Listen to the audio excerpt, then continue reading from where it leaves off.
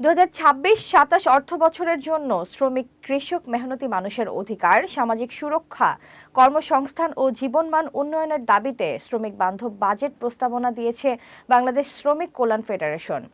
সংগঠনটি বলেছে, দেশের অর্থনৈতিক প্রবৃদ্ধি বাড়লেও শ্রমজীবী মানুষের ন্যায্য মজুরি, সামাজিক নিরাপত্তা ও স্বাস্থ্যসেবার ঘাটতি এখনো প্রকট। মোহাম্মদ শাহজালাল ভুঁইয়ার তথ্যচিত্রে বিস্তারিত।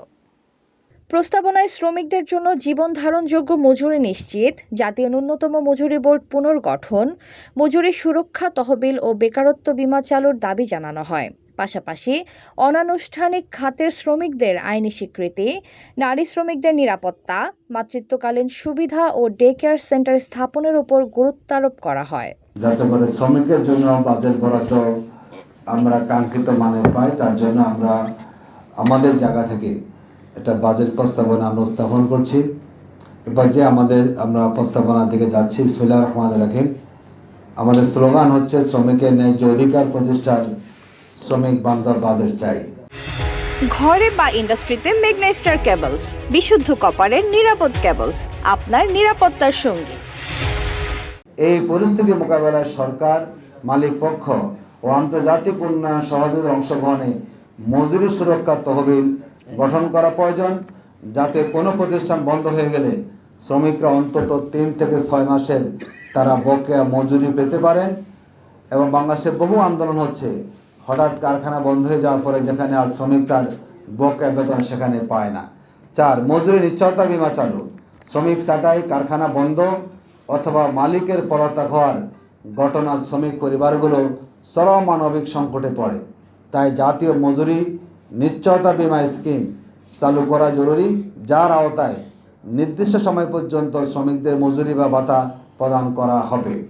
5, অনানুষ্ঠানিক খাতের শ্রমিকদের আইনি স্বীকৃতি। বাংলাদেশের শ্রমশক্তির সিংহভাগে অনানুষ্ঠানিক খাতে কর্মরত। দিনমজুর, রিক্সা চালক, গৃহকর্মী, নির্মাণ শ্রমিক, ক্ষুদ্র সেবা খাতের কর্মীরা এখনও রাষ্ট্রীয় সুরক্ষার বাইরে।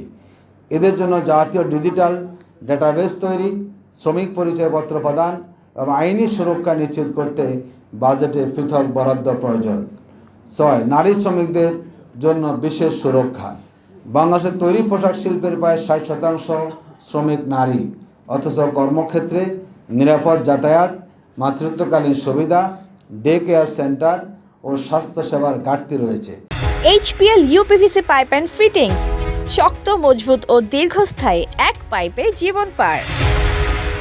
এছাড়া সামাজিক নিরাপত্তা তহবিল গঠন, শ্রমিক স্বাস্থ্য বীমা, শিল্পাঞ্চলের রেশন ব্যবস্থা, সাশ্রয়ী আবাসন, শ্রমিক হাসপাতাল ও পেশাগত রোগ নির্ণয় ইউনিট স্থাপনের প্রস্তাব দেওয়া হয়। এছাড়া প্রবাসী শ্রমিক কল্যাণ তহবিল, শ্রমিক সন্তানের শিক্ষাবৃত্তি এবং বন্ধ শিল্প কারখানা পুনরায় চালুর দাবিও উত্থাপন করা হয়। ভবিষ্যতে বহু শ্রমিক চাকরি হারানোর ঝুঁকিতে রয়েছে, তাই নির্দিষ্ট সময়ের মধ্যে আর্থিক সহায়তা প্রদানে একটা নির্দিষ্ট সময়ের জন্য আর্থিক সহায়তা প্রদানে বেকারত্ব বীমা চালু করা প্রয়োজন। 2, রিস্কিল ও আপ স্কিলিং কর্মসূচি। প্রযুক্তি নির্ভর শ্রমবাজারে টিকে থাকতে শ্রমিকদের কারিগরি ও ডিজিটাল দক্ষতা বৃদ্ধি অত্যন্ত গুরুত্বপূর্ণ। এই জন্য সরকারি কারিগরি প্রশিক্ষণ কেন্দ্র সম্প্রসারণ এবং স্বল্প মূল্যে দক্ষতা উন্নয়ন প্রশিক্ষণ চালু করতে হবে। 3, বেকার ভাতা ও কর্মসংস্থান কর্মসূচি। মৌসুমী বেকারত্ব ও কর্মহীনতা মোকাবেলা সরকারি কর্মসংস্থান কর্মসূচি সম্প্রসারণ এবং বেকার শ্রমিকদের জন্য নির্দিষ্ট ভাতা চালু করার প্রয়োজন।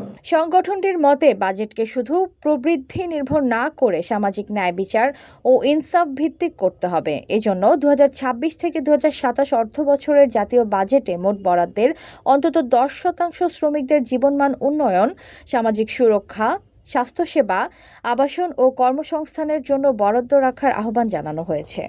এতক্ষণ আপনাদের সাথে ছিলাম তামান্না ইসলাম তন্নি। প্রতিদিনের নিউজ আপডেট পেতে আমাদের সাথেই থাকুন।